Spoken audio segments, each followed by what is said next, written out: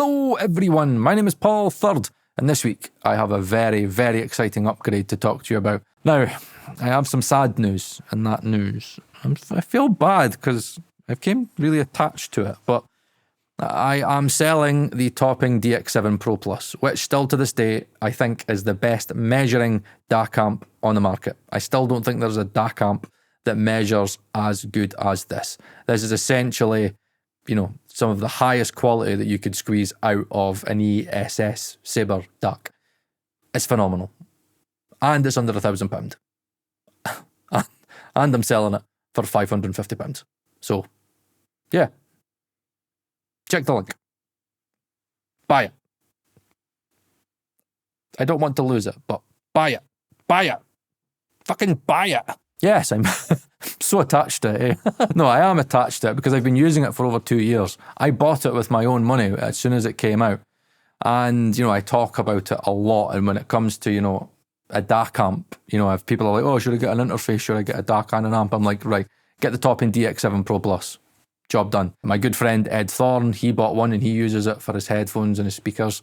And even Nicholas De Lorenzo from Panorama Mastering, he made a video about it and he was like, fuck, this is like the best value for money. It's one of the, arguably the best sounding fucking DAC amps I've ever heard. So many of you may be confused as to why I'm selling it. And why people may say, well, why are you selling it for £550 if it's the best DAC amp on the market? Well, the reason is because it retailed at around £700. It's discontinued now. I think they discontinued it last month. But like you can still pick it up. It's still not like out of stores yet. You could pick it up for like 600 quid right now. It's crazy. Now, what I love about Topping, and by the way, this isn't sponsored or anything like that. They've sent me it because I chanced my mitt and I'm like, ching ching, yes, YouTube strikes again. It's great being an audio geek, especially an honest one. I'm a Topping fanboy, so they benefit massively from me being such a Topping fanboy. And to be honest, the reason that I'm such, you know, an admittent Topping fanboy is because they measure the fucking best. They just do, right? Like, they measure better than Lynx, they measure better than RME, they measure better than Prisms. You'll struggle to get anything that measures better than Topping these days. And I'm so glad that for the audio community, we've got to a point where this quality is affordable for people. Like, if you think about the Lynx Halo, when the Lynx Halo first, or the Hilo or whatever, when it first came out, that was $2,500. That was 2012. Like, fucking 2012 when that came out, $2,500. And in terms of today's standard, no, it's not low quality. It's just nowhere near the quality of what RME and Topping has to offer. But, you know, when I talk about distortion levels, these DAC amps are, you know, offering way below minus 100 dB. It's crazy. The Lynx Halo, I think its DAC at the time was one of the best. I think it was minus 105 dB total harmonic distortion and noise.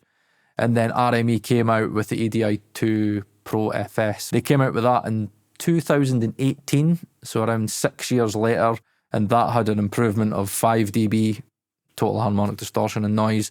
And then you've got the Topping, which has then got 10 dB less total harmonic distortion and noise than the RME ADI-2 Pro FS. And that was released late 2022. So that was 5 years after the first ADI-2 came out. So there's been a journey, and, you know, we've got to a point where we are genuinely squeezing numbers for the sake of squeezing numbers, right? It's crazy. It's mental. So many of you will be very surprised as to why I decided to replace this, right? Why have I decided to replace my baby, right? Why have I decided to replace the best DAC amp on the market? Now, this kind of upgrade that Topping have gave me is split into two parts. So you've got the Topping DAC and amp, right? That here is a DAC and an amp, right? So the DAC and the amp are all in one, right? So you can put speakers, fuck. You can put speakers into here, and your headphones, the camera. And you've got, oh my God, I have dyspraxia. I can't do this. It's all these, the left and right's different because of the camera. There's your headphone output. Do you all see why I don't get many subscribers? Because I can't be fucked doing B-roll, and my visuals are absolutely terrible, and I don't know my left from my right. Right, okay, we'll move on. It's not coming out again. I'm not fucking doing that to myself again. Right, so this whole new upgrade is split into two. So I've got the DAC and the amp separate. The DAC is the D90 III Discrete, and the amp is the A90 Discrete. Now, what's great about this is that this is Topping's baby, really. I would say it's their flagship. If you combine the D90 III Discrete and the A90 Discrete, it's basically flagship. Now, by discrete, what this in a nutshell means is that everything is Topping. Now, to be fair, with the DX7 Pro Plus, a lot of stuff that they had in there was, their own, circuits and stuff like that. They had added their own things in there, but the discrete range is, top to bottom Topping. And what's amazing is that with the discrete, they have managed to match the DAC performance of the DX7 Pro Plus using all of their own components. So they don't need to go to ESS, AKM. They don't need to go to anybody. They've made that themselves. It's fucking unbelievable what they're able to do. So there's the DAC and there's also the amp. Now, the amp was one of the reason number one that I wanted to kind of upgrade. Now, what's crazy is that the DX7 Pro Plus, the RME, they all have kind of a similar amp in there in regards to what they can output. So at 32 ohms, they all roughly output around, say, 1.5 watt. The distortion levels are super low, and that's a lot of power at 32 ohms. At 300 ohms, they all output around 300 to maybe 350 milliwatts, which for most high impedance headphones should be plenty. Actually, for probably 95% of headphones, these amps are going to be absolutely stellar and give you enough clean headroom. But the thing that kills me is that there are headphones out there that genuinely need more power than what they can offer, and I find that crazy. One of those headphones is Dan Clark Stealth. I've been in MSMs in London, and we had Dan Clark Stealth on, and I was, getting into it, and I was like, I can get a little bit more fucking gain. I want a little bit more level out the Dan Clark. I looked at the Hilo, and the Hilo was maxed. Like, the headphone amp was maxed, max power, and I was like, what? How is this possible? And I was like, I guess I must have a shit headphone amp. It's not. It's just that Dan Clark Stealth is super, super, super hungry. And there are headphones out there that are genuinely that hungry, which is crazy. And obviously, me being me, I have mentioned that I do want to get Dan Clark in here to the point when I'm like thinking that one day I'll probably buy Dan Clark. I don't know if I'll buy the Stealth, maybe buy the other one. Was it the E2, E3? Or whatever it is, I might buy one of those. So either way, I'm going to need a really, really powerful headphone amp to give me all the clean headroom that I need, which comes in the form of this monster, the A90 Discrete. In regards to its headphone power, this is mental, right? To put into consideration, the DX7 Pro Plus, a 32 ohm, offers 1.5 watts, and that's minus 113 dB THD plus N. That's how low the distortion and noise is, at 1.5 watt.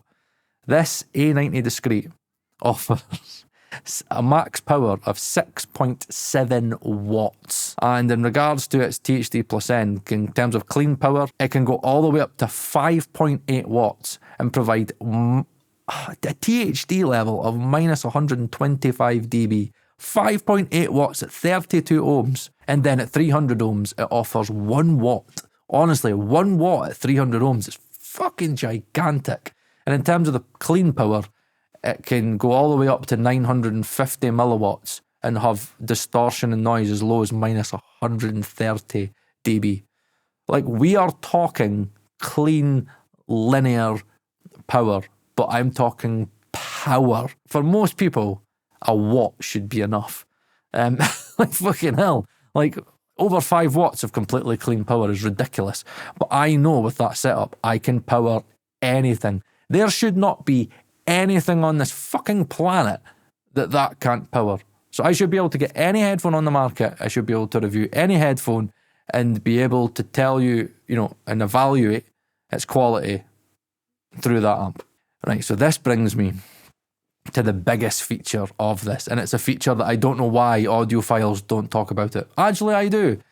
I do know why, because they're not fucking mixing engineers and they never like to EQ their headphones. They all like the stock sound of the headphones. Fucking idiots.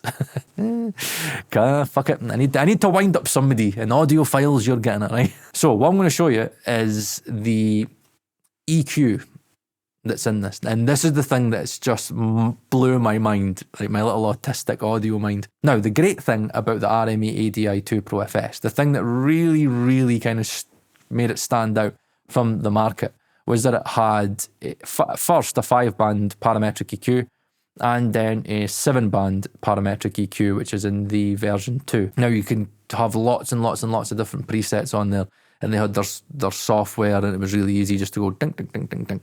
So even though it didn't measure as good as your toppings, you know, that was one of the reasons that Emra was like, Paul, I can't let it go. Like having EQ on the unit itself, it's just a lifesaver. And it was the one thing that was bugging me. It was the one thing that I was like, oh my God, if I can have the conversion quality of the DX7 Pro Plus with EQ, Jesus Christ, that would be me. That would be me happy, and I'd walk away into the sunset. And I'm so glad to say that this is what this unit has.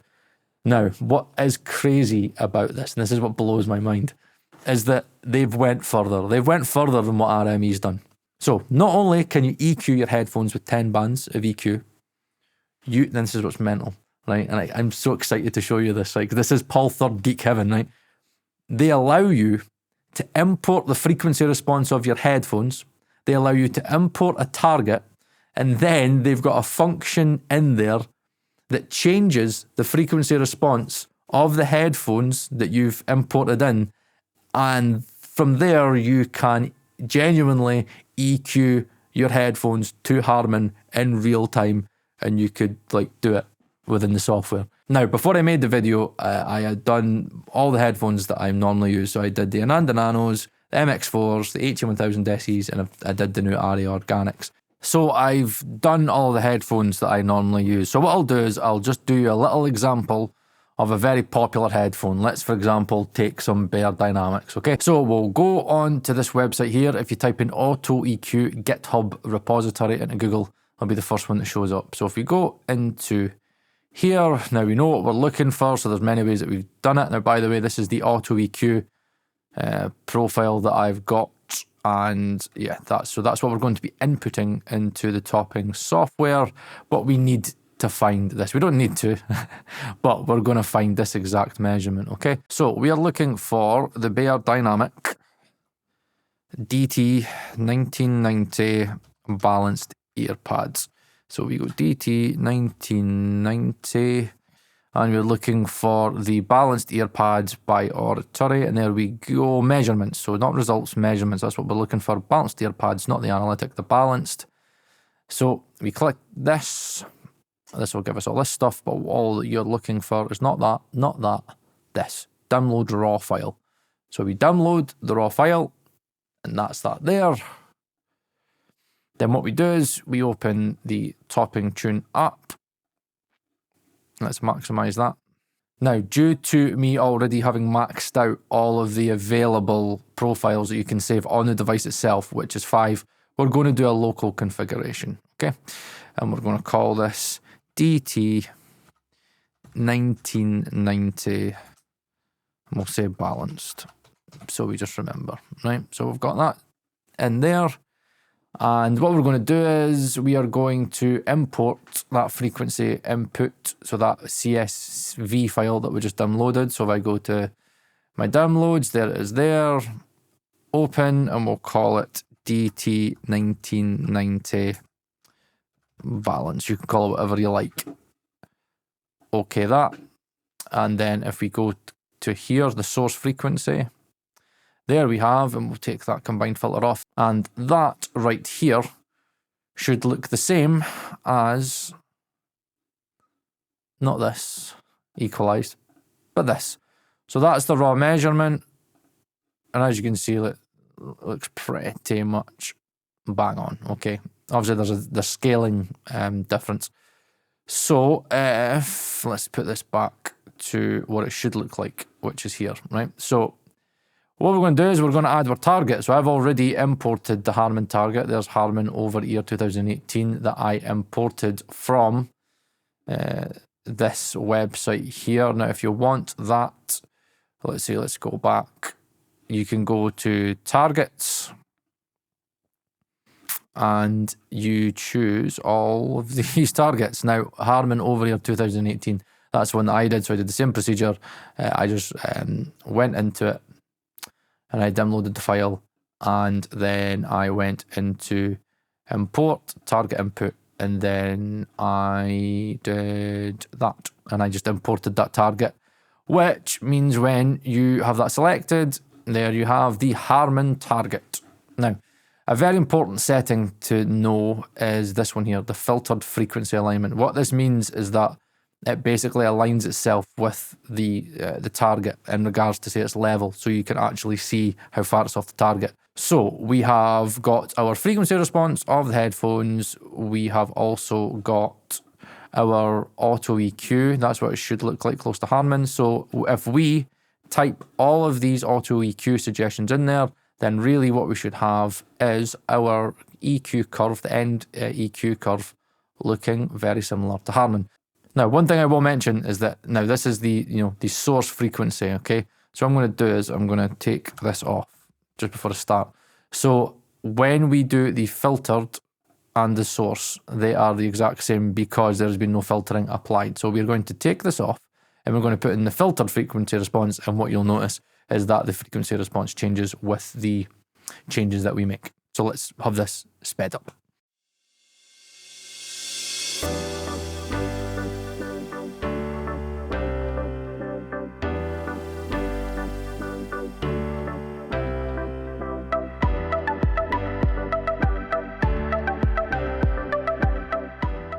And there we have the DT 1990 curve EQ'd to Harman. As you can see, it's very, very, very close. Now, the only annoying thing that Topping need to change, it's just a little thing, because you can like adjust the Q and the frequencies and stuff to make it fit perfect, but the gain adjustments are in 0.5 dB adjustments, which is quite annoying. So the way that I do it, I have to kind of basically round up to the nearest, half a dB. But as you can see, I still got really, really, really, really close.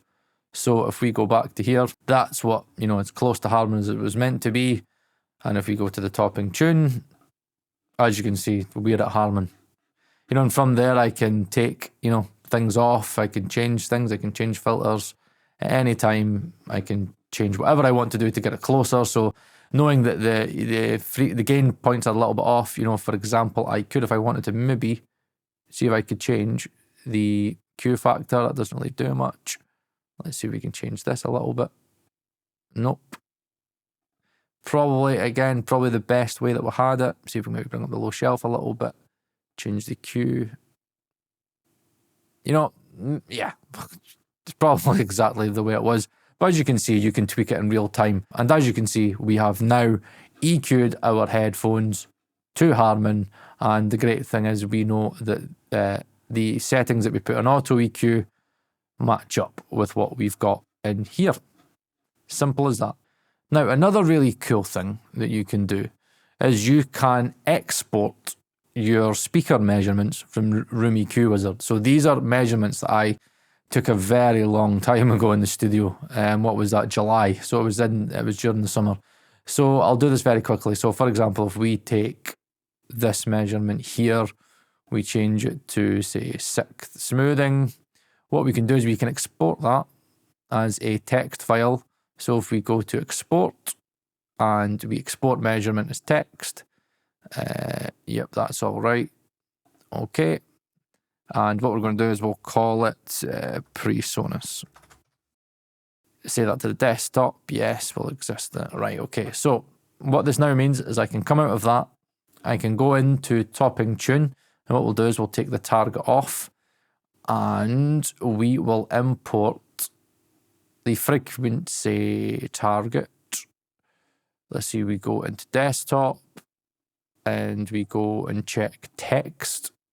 There you go. Presonus will come up. And then we'll call it Presonus.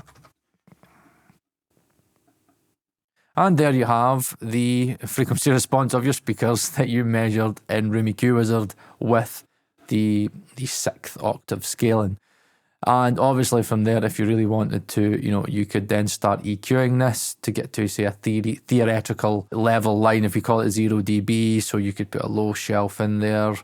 I don't know, let's see, maybe 100 hertz. And then, you know, you could start gaining that up, or you could bring it down. So, you know, I mean, you could genuinely start EQing your speakers. I'm going to have a play about with it, but yeah, this is just another thing that you could do, and like all your sources are there. So there's the, let's see if we take that off. So there is the LCD MX4, there's the Ananda Nano, there's RE Organic, there's a Sandar Closed, HE1000 SE up the very top, and then we've got our Presonus monitors. How cool is that? Now, another important thing to know is that when you are choosing the presets that you saved via the device, these don't need the Topping software to be active, because obviously you've saved them on to the unit itself. However, if Topping Tune is active, for example, right, even if I close this, it's still on, so I need to exit it. So if I exit it, what will happen is that I will press the middle button on the D90 III Discrete remote, and then what that will do is that will then allow me to go through the different presets that I've saved. And then what this means is that I never ever ever have to open the Topping app again, because I've got all of my headphones already saved, ready to use on the device. Now, the way it works in terms of connectivity is that I'm using XLR, because XLR measures slightly better. You can go XLR RCS, you probably never ever hear the difference. But me being me, I'm anal, so I need to do things like this. So it's going XLR out of the D90 III Discrete into the XLR input of the A90D. What's great about the A90D is that it comes with a remote, and everybody knows I love remotes. So what I've done, the only problem is, right, it's hard to fucking know which one's which. I'm going to have to put tape on one of them so I know which one's which, because I keep on getting confused all the time. Even when I do this, I'm trying to go, which one's which again? No, the FIR one, that's the one that's the DAC. So then you've got this, and this is the remote for the A90D.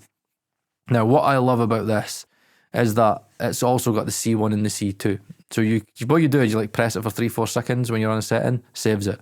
Press that for 3-4 seconds, saves it. As you can see, my dyspraxia is fucking like taking me like everywhere. I'm like fucking hell, I'm like fucking shadow puppets. You can also shuffle between your outputs via the A button. So I'm looking at it now. So you've got pre, which is speakers. So if I am wanting to go out of the speakers, press A again, it goes to the headphone amp, which has got balanced XLR. It's got a balanced tiny 3.5, I think, and then you've got your single-ended on the right-hand side, and you could have 3 headphones connected all at one time, and they'll all be powered sufficiently. Now, the great thing about the A90D is that it saves all the settings for every output. So if I switch to the pre, which is the Calais, then it saves the level of what I need to go into the Calais. And then if I switch to the headphones, it goes to the level that I use for headphones. Now, you could also do the same thing with C1 and C2. You can set presets, hold them for 3 seconds, and it'll, you know, recall presets or whatever you want to use. So if you, say, have 2 sets of headphones, you could set, you know, one level for one set of headphones and another level for another set of headphones. You might have, you know, headphones like, you know, the HE1000 SE, and they're super, super hungry. And then you might have headphones like the MX4s that are a lot more sensitive and they don't require as much gain. You could easily switch between the two and then switch the EQ on. Now, for anybody wondering how much it costs, crazily enough, it costs the same as an RME ADI-2 Pro FS version 2.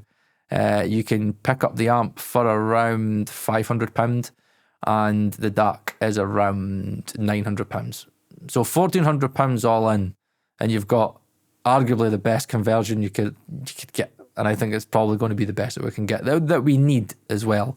I think Helo's still going to be some great for you.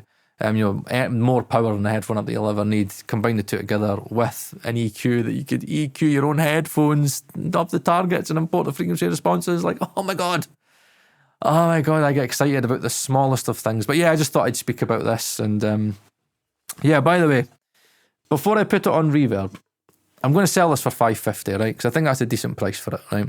If you're interested, leave a comment down below or send me an email. Links are in the description, right? You can send me an email if you're interested. Because I would want one of my... I'm making it look like it's a little mask. I'll look like a fucking sentient being. This is what Paul III would look like if I was AI. Right, okay, fucking hell, I've got to give up. Ah, fuck, and I'm late as well. My wife put a curfew on me, so she said to me if I come home past 11 o'clock, the door's going to be locked. So I might be sleeping in the studio. So I better wrap this up. Yeah, so I'm really excited. There'll be links in the description if like you want to get it. I think it's an APOS link. It's the only affiliate thing I could get my hands on for APOS. You might not want to buy it for APOS. You probably won't. You'll get it from Amazon or whatever. I'm not really fucking fussed, right? I'm just really excited to show you this because I do think that this is now, I can say it, I do genuinely believe it's the best fucking headphone setup on the market. I would say it's the best monitoring setup on the market. It's just amazing. There we have it. My name is Paul III. I am a Topping fanboy. I admit it. And I'm proud. Yeah. Hopefully I don't need to sleep in the studio. Okay, bye-bye.